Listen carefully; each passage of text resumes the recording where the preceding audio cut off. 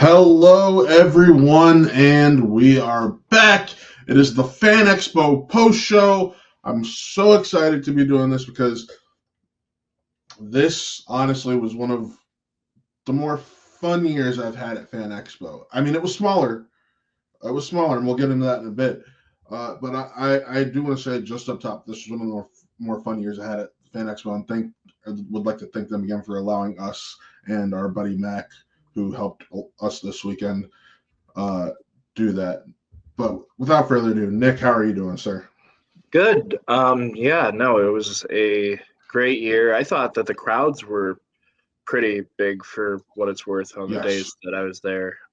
Saturday especially. I mean, it was probably the most people that I have seen at a fan expo in many, many years. And I think that kind of attributed to a lot of the fun that everybody was having and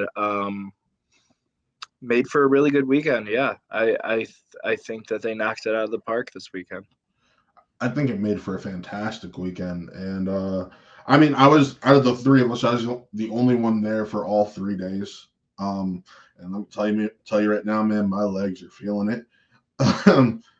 But it was no, we didn't really do many interviews this year unlike past years, and that's just more so with how schedules worked out. The interview day we couldn't really get much going on. Um, but I felt like, speaking from on Friday, I bought a ticket for my godson and brought him.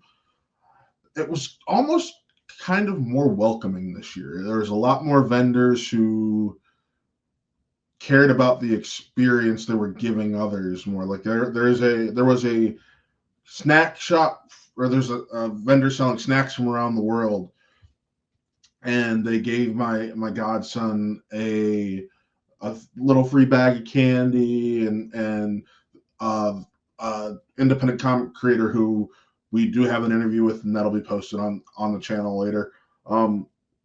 Caleb, he gave my godson a free pin. Like, they were clearly vendors and just artists and whatnot who cared about giving especially young kids and families a good time, and I appreciate that when they do that kind of stuff. Absolutely. Um, it was interesting because this was the first year we really got to knock out a lot of what we wanted to do and go around and kill a lot. Throughout this video, you will see a couple of highlights, but there will also be a panel highlight video, which from a few of the panels we were able to go to this weekend. Just moments and highlights you can check out from each panel. So be sure to check that out as well. That should be up by now. And yeah, Nick, what was your favorite part of the weekend? Oh my gosh. My favorite part of the weekend was, I guess, overall, well, first of all, there was new Wild Bill's flavors, which was very nice. The Rocket Pop flavor and the watermelon and lemonade, I should say.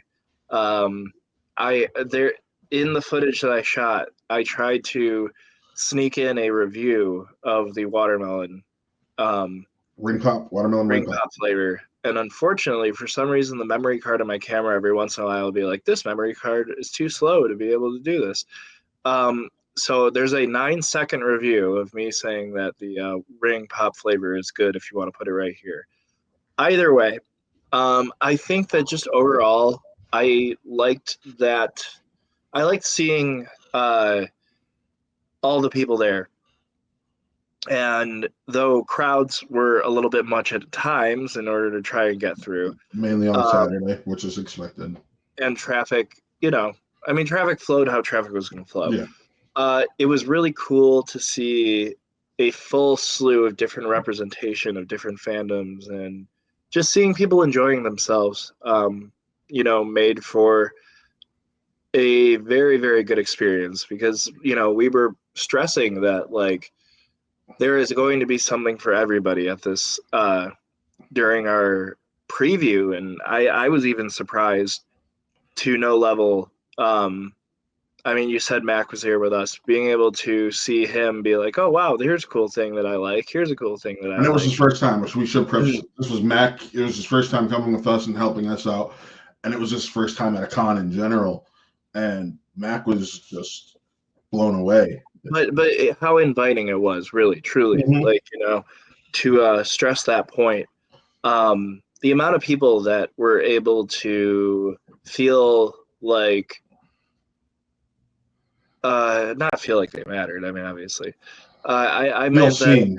feel seen. Yes, it was really cool. Like, I remember I walked all the way to where the main ballroom was, and they had a sign that was like, "Tell us your fandom," and it was loaded. Like, Yes. everybody was able to sign it. Perfect. I kept looking at it anytime I went to a panel over that way. There was a ton of panels I was at over there. But just to see how good people felt there really just made for an amazing weekend. How about you? My favorite part was easily like I know leading into it, some people complain that people I know that normally go to this convention, they were like, I don't know, the guest list isn't a thing, and that's the downside about stuff like this, especially being in a smaller market. That a lot of people like it's going to depend on the guest list for me, but like for me personally, and granted I'm wearing a Superman shirt, the guest list was it might not have had like the big punch talent outside of Jared Padalecki from Supernatural, Charlie Cox from Daredevil, and David Tennant, but overall it was just a nice balance. I was able to on the last day I was able to meet Tom Welling and Michael Rosenbaum and tell them about how much Smallville meant to me, and about how I can claim to be one of the first Smallville fans because my father, who's a critic, back in 2001 when the show was coming out, had the first episode sent to him on a VHS tape. I remember what room I was watching. It was a couple weeks early, so before everyone else in the country got to see the show, I did, and I got to tell them that, and they're like, "Oh, that's cool. Is your dad here?" I'm like, "Yeah." And then my father got to meet them and have that moment with them. And I laughed because Tom was like, "Did he like it?" I'm like, "Oh yeah, we watched it every Thursday for years until it moved to Fridays and so on." Like having interactions like that are what especially if you go to have these interactions, or what makes cons like this special. And I know some people wish you get more time, but there's so many people that are trying to meet the same person. Like, just I personally, my belief is just be thankful for what you're getting. Like, they don't have to be here; they're here because they want to be here, right? And they want to meet you, the fans, regardless of how long that meeting is, because ultimately that small meeting can just have an impact on you and them to a certain degree. So No, for sure. And I thought that this did a really good balance of having people that kind of represented a little bit of everything when it came to these celebrity. If you were interested in anime, there was anime voice actors. If you were interested in cartoons, there was cartoon voice actors. Obviously, there were some heavy hitters when it came to Marvel and DC and CW and Doctor Who, but overall, I think that like people were able to kind of get what they wanted. If they were going to meet a celebrity, there was probably going to be somebody there that they wanted to meet. I know that people that I didn't even know were at the festival or at the convention were posting photos with celebrity photo ops and stuff like that they were doing. So, and I think this year also the panels were more balanced and inviting. There wasn't a lot of, I know in past years you and I had talked about how there wasn't a lot of overlap with or that there was too much overlap with some of the bigger panels or bigger names that going to do it. And this year it felt like they were properly spread out and balanced. And like, granted, was I panel hopping to get footage? Yes, there was a couple times where I had to be like, okay, I'm going to this panel, then going to this panel, partway through it, because I'd get a little bit of footage of this and finish off. And ultimately, it still worked out. I still got to see the majority of each panel. I got to have interesting moments. I know some of my favorite moments came in the Avatar: The Last Airbender panel, which was the first major panel to kick off the con on Friday afternoon. Yeah. And that was fun, listening to Dante Bosco, Great Delisle, and Michaela Jill Murphy just talk about how the show changed them, and talk about visiting the Rock and Roll, well, at least Gray and Michaela, visiting the Rock and Roll Hall of Fame that morning before the show started, just because they like to do stuff. And even the Weasley twins, who had a panel on Sunday, I should say the Phelps twins, but everyone knows them as Fred and George Weasley. Right, yeah. They talked about how whenever they get to a city, the first thing they do is, once they check into the hotel, is they throw their bag down and then try to explore whatever city they're in, because they feel fortunate enough to be able to travel the world and see all these different places. And like, there's one point, and I had the video, and you can check it. It's probably playing right now as I'm speaking, but you can see one of the Weasleys change out of like their sweater, and under the sweater is a Rock and Roll Hall of Fame shirt. And he's just showing like it's cool when they bring that little bit of hometown flavor to these cons, even though they're not from there, and showing the people who are coming there, yeah, we love this. We've enjoyed your town too. Don't worry, it's a good place. I had so much fun. I know normally we go around the show floor a lot more, but this year we really didn't. It was a lot of panel focus, or at least in my case. I know you got a lot of I covered a little bit of everything. I mean, the artist alley was great. It was fantastic to always, I always like to find an artist that I have something hanging up on my wall for, and be like, hey, just an FYI, what you did really meant something to me. And like, I have your artwork. I know that this is an Archon, but like in Indiana, I did that. Or the person who paints hugs, I was talking about the BoJack Horseman artwork, and they were there, and I ended up buying more from them. But they it's very nice to see people that are still doing it and still going for their passion.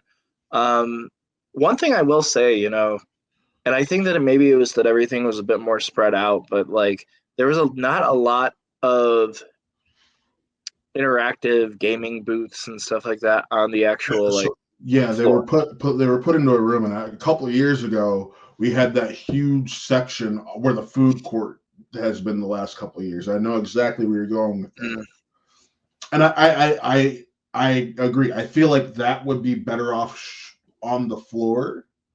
Well, I think that you don't want to miss the opportunity to there's a lot of people who are going to go there, and they're not going to realize that there's panels and stuff like that. They're just going to go there and be like, oh, I'm on the floor. Okay, this must be it. And I mean, I know that there was a lot of military groups that ended up sponsoring those booths and stuff like that. So it was just, odd to not see that on the floor. And I guess in years past, they've kind of shied away from doing that and moved things around. But even the little rooms and stuff like that were set up for different fandoms seemed to have a lot going on. I know that there was a tabletop gaming room that we were going to film in, and then realized that we didn't have any dice, so we weren't going to be able to play Dungeons and Dragons. But yeah, Nick was going to learn how to play Dungeons and Dragons. But even so, you have that room was stacked to the brim with different board games that people could come in and play, and just I could totally see that room being a nice break from everything overall. You know what I mean? Oh yeah, without a doubt. And something, while I didn't take advantage of it, Mac and I both commented about how we appreciated it. The Zen Den, where you could go in and it was just a quiet room, even though it was a designated quiet room. I know we've joked in past years that the walkway between the rest of the Huntington Convention Center, where that Starbucks is, and that glass, and the glass entryway up top there,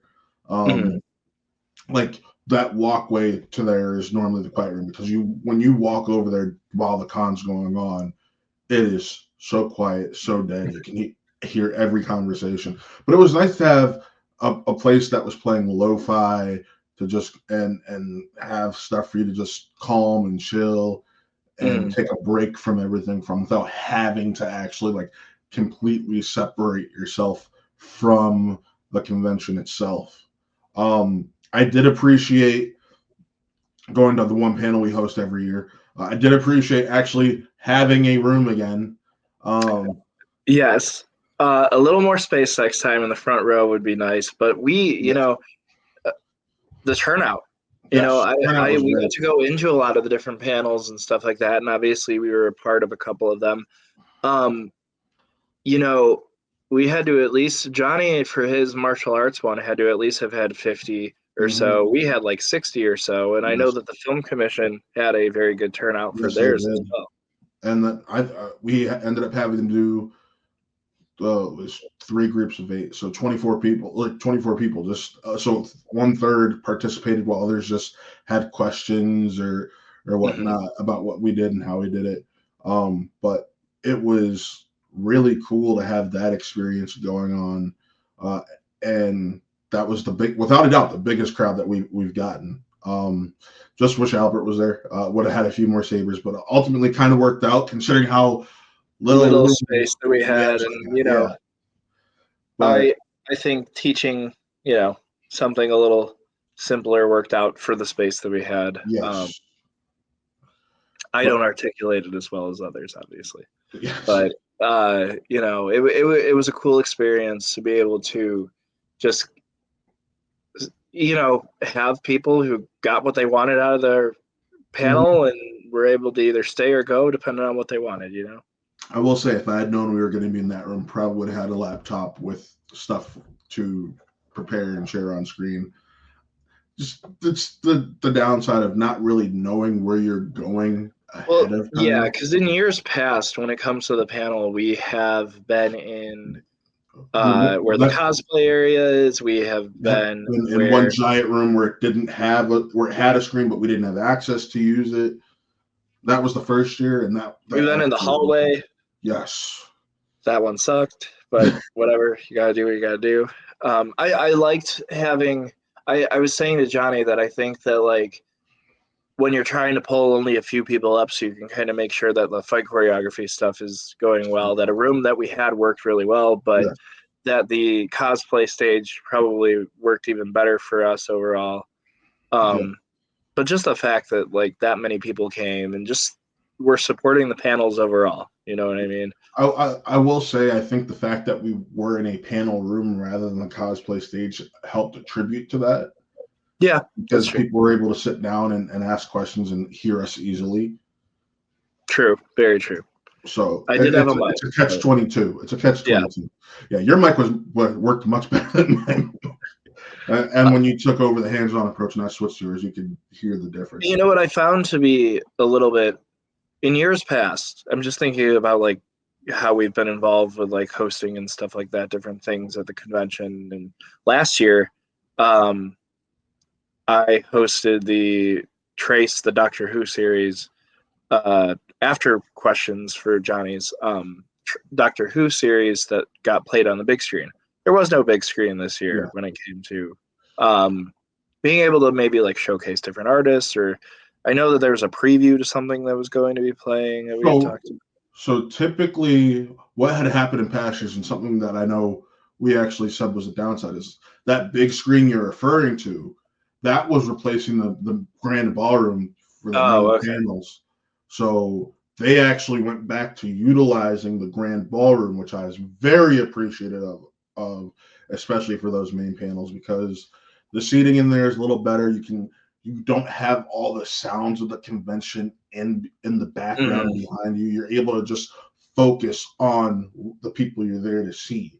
It's And an easy distraction when it comes to like people can be so in and out when it comes to experiencing different sides of things where like that is definitely more of an intimate setting for your audience that you want. well, especially when you break down to it, there's so many people nowadays who are uh, neurodivergent, like Mhm. myself, where the smallest sound or action going on around you can just pull your attention away, and then you miss something. Right. So not having to deal with that and being able to have each panel be in a closed, intimate space, massive, massive deal. And the lines they had things. It was so well set up this year because I know you weren't in panels as much as Mac and I, but when we were walking to, I think it was the Smallville panel, you saw how they had the line queue set up. Very nice, very nice, very neat. It's funny because people were already lining up for the David Tennant panel. Right. That was like, because Mac and I were like, are these people in line for Smallville? And the staff member was like, no, those are there for another panel. You're good to go. And I'm like, oh, okay, cool. But They just wanted the best seats. I mean, it was the only day that he was going to be there, I guess. exactly. And they had the same line system for the secondary panel room, 26 ABC, which worked really well.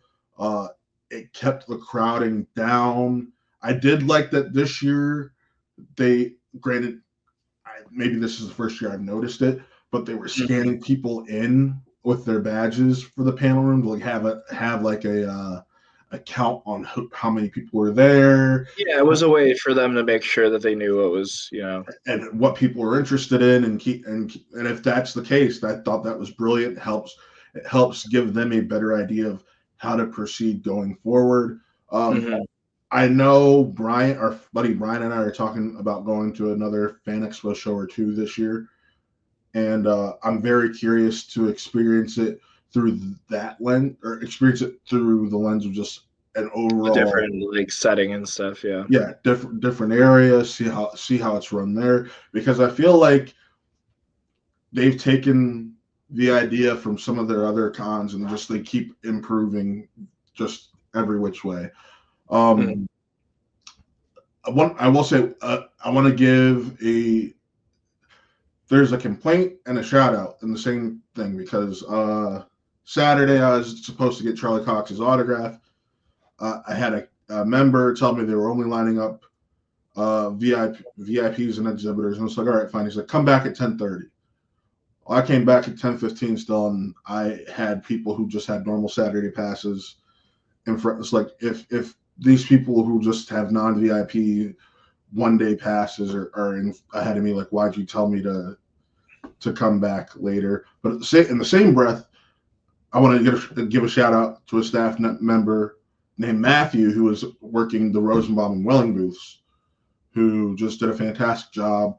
I had to leave. Like, my brother and I had gotten to the Welling Rosenbaum booths first thing Sunday morning, and we had to leave for a photo op, and we came back, and he's like, we were talking. He's like, I turned around and you guys were gone, and you showed up like 2 minutes later. If I had known you, because he knew we had a photo op, because my parents came over because it was a family photo op. Like, hey, what do we got to do for this photo op? This, that, the other. My brother and I had the QR code. And my parents kept bugging us to get over, because they've never really done this side of the con experience before. So they were afraid we were going to miss it. So we left, and we got back. Matthew's like, I know the line's short, but if you had let me know that you had to leave for your photo op because you said and said something to me, we would have given you a pass to just come on in, treat you like a VIP, and skip to there. Like, to go out of your way once you see me and my brother again and tell me, like, hey, in the future, just explain to us what's going on, and we will do something for you. That is big. I really appreciated it, no matter how, even though by the time we got over there, it didn't matter. There were no lines. Still, just at least saying something goes a long way, and I appreciated that. So I will say that's going more consistency throughout the staff training in regards to when it comes to the celebrity alley, however you want to call it. That's one thing I would say. But also a celebrity alley shout out. What they did this year, and I know you probably didn't notice this as much, but they had, for the big names, so like your David Tennant, your Charlie Cox, your Jerry Padalecki, they allowed you to check in or buy the photo ops or autographs ahead of time at a table using a QR code, like, then gave you a ticket to signify, all right, he's good to go and check in and just hop in line. That was a way I felt that they've improved, because in past years it's just been a clusterfuck. Mm-hmm. And I know that from standing in lines with Brian, where you're in line, but you don't know which one's the VIP line, and then you get to the front, you're like, oh no, this is a VIP line. You got to get in the regular line. So, well, it's No, such a little more gaggle organization went a long way. more than a little more organization. So what they did for VIPs this year is they had their own separate concierge, essentially. And Matthew was explaining this to us when we were waiting for Michael and Tom. But you check in at the like VIP concierge desk in the artist or in the celebrity alley, and then they would escort you over to whichever celebrity it was you wanted to have had that experience with, and then the individual celebrity concierge at the booth would place you in the celebrity line, in the VIP line for that celebrity. That was a nice, just as an observer, a nice way to once again keep things intact, clear, and just more succinct and decisive, and make lines drawn easier, I guess is the best way to put it. So no, yeah, I completely understand where you're coming from there. I mean, it's just to improve every single year, right? To get a little bit better, a little bit better. I think that we, as viewers of everything that has been happening there, have definitely been able to like notice. You know what I mean? We've been consistent throughout the entire time of actually being able to go there. You know? Yeah, and it's really nice to be able to do this. I appreciate being able to do this. I do wish that we had a little bit more on the show floor. That's probably my only other complaint. And granted, that's not their fault. That's just people choosing to go to certain conventions over others. Like, there was one of our favorite artists. Nick didn't realize he wasn't there until yesterday when I said something. Right. Yeah.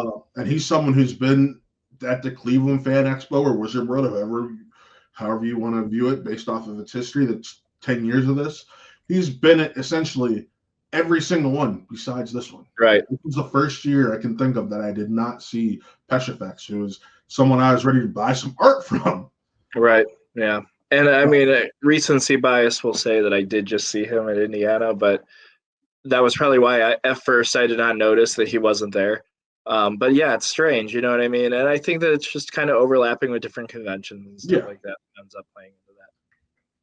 No, and I agree completely.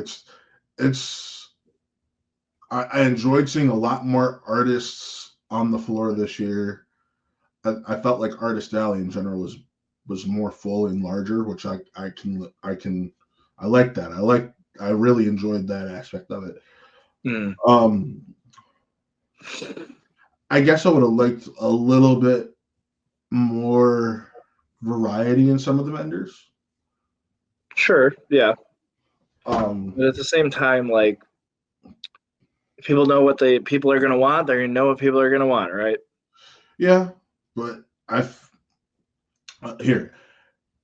have coworkers who went to this thing, and all of my coworkers essentially they bought Pokemon cards and Artist Alley art. That's it. I had my supervisor actually spent over $600 on just Pokemon cards, and I was like, "What the actual fuck?" But yeah, people. I get people know what they want. It's like I'll never complain about the Funkos, because if you can't find, even though I'm not a Funko guy, and every Funko I have ever gotten besides like one or two has been a gift. I appreciate having multiple Funko vendors for people who do care about them, because especially when some of those talents who are going to show up and have their own Funko. Right. It's an easy signing and stuff like that. And if one doesn't have it, I almost guarantee the other is. Like, in the case of you, one of the few things you brought home from the convention, Art the Clown Funko. You hadn't been able to find one anywhere. Right. And this one vendor had essentially every Terrifier Funko that you could think of. Yep, I was able to grab that. and probably even more at a fairer price than I would have even have found it online, which is really good. A lot of vendors, you can notice some markups, right? Mm-hmm. And I get it, There's but the contacts. at the same time, it was a fair price. It felt like a good deal to me, and at the time, it was like, you know what, go for it or miss it for a while. You know what I mean? Mm-hmm. And miss it for a while, it means chance you never see it again until you Correct. until next year, or you just got to bite the bullet and say hello to eBay. Mm-hmm. Well, no, I overall I do think this year was one of the better years. Arguably, besides that first year when post COVID, where like all the talent was like knockout tier. I'd say this is probably the best year we've had under the Fan Expo banner. Yeah. And I'd like to see them keep these improvements that I feel that they've made, because I know last year we were a bit annoyed because of how messy and the situation was, and Mm-hmm. it just didn't feel like it was put together well. And last year was in April, so Right. So with one less month essentially, because timeline wise they essentially lined up to 11 months apart. They made a lot of changes that made the convention feel so much better and so much Absolutely. straightforward, and I appreciate that. Did I nail about everything, Nick? I think that you covered the majority of what we needed to here. Like I said, thank you to everybody who involved with Fan Expo for letting us be a part of it again this year. Yes. We had a great time and can't wait to get some of the coverage out there for you guys. And maybe next year we'll host a panel regarding something going on in movie, or maybe we'll just do a movie news show or entertainment news show or geekdom news show. Because there was a Captain America Brave New World spoiler discussion panel. I mean, if we can host I think that we could. an episode, yeah. Well, we'll see. But if you haven't already, check out the review for the studio with myself and our partner, Jeff Alterman. You can go check that out. It is live now on the channel. Check out all the past episodes and upcoming episodes for Views from Metropolis, a Superman podcast on the Man of Steel leading into James Gunn's Superman from his birthplace of Cleveland, Ohio. And it was cool to have a panel that talked about that this weekend. Check out our sister channel, Watt Gaming, who run by our partner Taylor Cleek, who has been doing fantastic things over on our Twitch and that YouTube channel with his shorts and VOD streams. And speaking of Taylor, you can check out he and I on a trivia special, I guess is what we'll call it, Millennial Geek Trivia on April 17th at night. The time is still to be determined, but it will be live on our Twitch and YouTube, and you can see some of the categories right there. Those are some of the many categories we had to cover that evening. So yeah, come back and check that out. But with that, folks, signing off, I am Matt, that is Nick, and this was our Fan Expo recap, Real Talk. We'll see you next time.